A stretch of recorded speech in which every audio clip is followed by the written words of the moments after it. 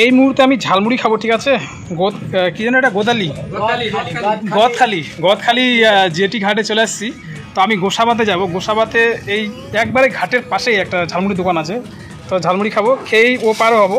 তো ঝালমুড়ি বানাচ্ছে একটু, ঠিক আছে, ওটাকে একটু তুলে ধরার চেষ্টা করবো। তোমার কী তোমার আছে ম্যাটেরিয়াল?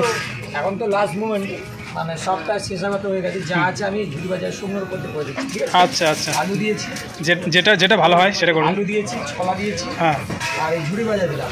হ্যাঁ, ঝুড়ি ভাজাটা দু রকম দিচ্ছি। আচ্ছা,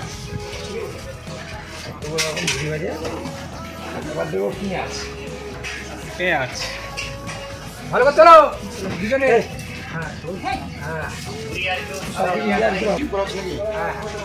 না গো, এ লোক সেই মালদা থেকে এসছে, দাদা আমাদের সুন্দরবন ঘুরতে, তাই দাদাকে মুড়ি খাওয়াচ্ছে। ইউটিউবে তো আমার সেই সুন্দরবন ওটা আছে, ওটাও দাদা করে নিয়ে যাচ্ছে, ঠিক আছে। ছোলা দিয়েছি, চেনাচুর ঝুড়ি ভাজা, দু রকম ঝুড়ি ভাজা দিলাম। এখন দিব মুড়ি।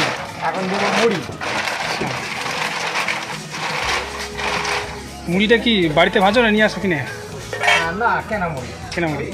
আচ্ছা, একটু কাঁচা লঙ্কা দিয়ে দিই। হ্যাঁ দাও।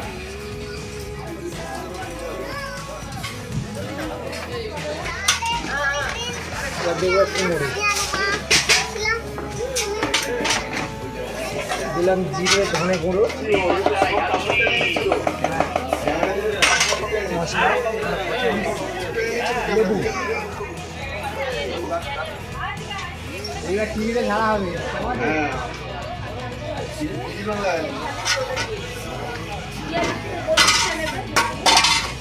দেবো হালকা বিট লবণ।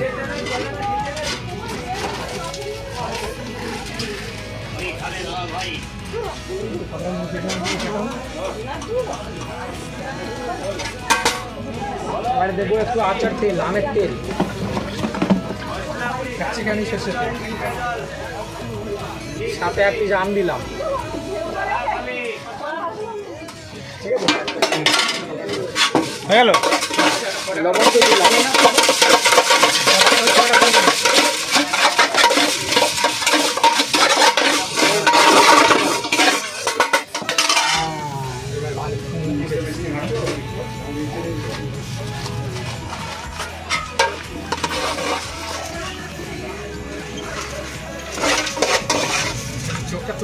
সাথে আম আছে, চিনতে পারবেন না।